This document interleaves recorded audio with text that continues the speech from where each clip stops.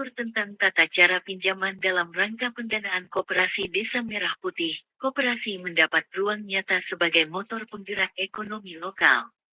Peraturan ini memberikan akses pendanaan hingga 3 miliar rupiah bagi koperasi yang siap berkembang. Melalui PMK nomor 49 tahun 2025 yang mengatur tentang tata cara pinjaman dalam rangka pendanaan Koperasi Desa Kelurahan Merah Putih, koperasi mendapat ruang nyata sebagai motor penggerak ekonomi lokal. Peraturan ini memberikan akses pendanaan hingga 3 miliar rupiah bagi koperasi yang siap berkembang. Kesiapan itu tidak cukup diukur dari keberadaan akta notaris dan segel logo. Koperasi perlu lebih dari sekadar status hukum. Ia harus hidup dalam denyut ekonomi warga, hadir dalam keseharian, dan dikelola oleh SDM yang mengerti prinsip usaha yang sehat dan transparan.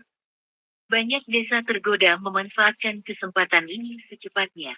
Apalagi, pinjaman yang ditawarkan memiliki bunga rendah, masa tenggang pembayaran, dan jaminan dari dana desa. Tapi bila koperasi hanya menjadi kendaraan formal, pinjaman berisiko menjadi beban, bukan keberkahan. Sebab itu, langkah yang diperlukan bukanlah terburu-buru mengajukan pinjaman, tapi justru melangkah ke dalam, membenahi manajemen koperasi, menyusun rencana usaha yang realistis, dan memperkuat partisipasi warga. Tanpa itu, koperasi hanya akan menumpuk dokumen, bukan membangun masa depan.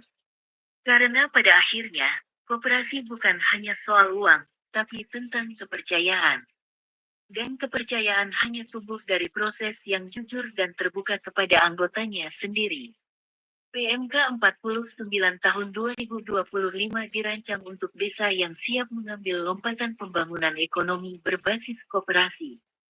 Bagi desa-desa yang telah membentuk Koperasi Desa Merah Putih, memiliki badan hukum, SDM terlatih, dan rencana bisnis konkret, maka kesempatan ini seharusnya tidak disia-siakan. Langkah pertama adalah validasi internal. Desa perlu mengecek ulang kesiapan koperasi mereka menggunakan daftar evaluasi yang komprehensif, mulai dari legalitas, proposal bisnis, hingga partisipasi anggota. Dari sini, risiko bisa ditekan sejak awal. Langkah berikutnya adalah penyusunan proposal usaha yang realistis dan bertahap. Fokusnya bukan pada besarnya pinjaman, tapi pada efektivitas penggunaannya. Usaha toko sembako, klinik desa, atau gudang logistik adalah contoh-contoh usaha yang bisa disesuaikan dengan konteks lokal. Kepala desa pun memiliki peran strategis. Ia harus memastikan surat persetujuan diajukan dengan penuh tanggung jawab. Dana desa yang dijadikan jaminan dalam skema ini bukan untuk asal dipakai, melainkan sebagai pagar pengaman terakhir ketika koperasi gagal membayar pinjaman.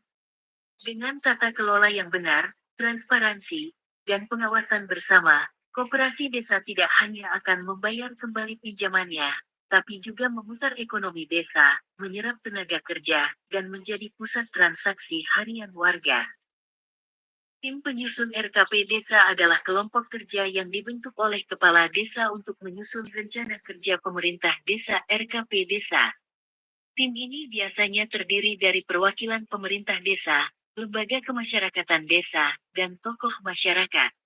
Pembentukan tim ini dilakukan melalui musyawarah desa dan ditetapkan dengan surat keputusan kepala desa. Susunan tim penyusun RKP desa biasanya terdiri dari kepala desa, sebagai pembina yang memberikan arahan dan fasilitasi. Sekretaris desa, sebagai ketua tim yang memimpin jalannya penyusunan RKP desa. Perangkat desa, seperti kaur perencanaan yang bertindak sebagai sekretaris tim, serta perwakilan dari berbagai seksi di pemerintahan desa.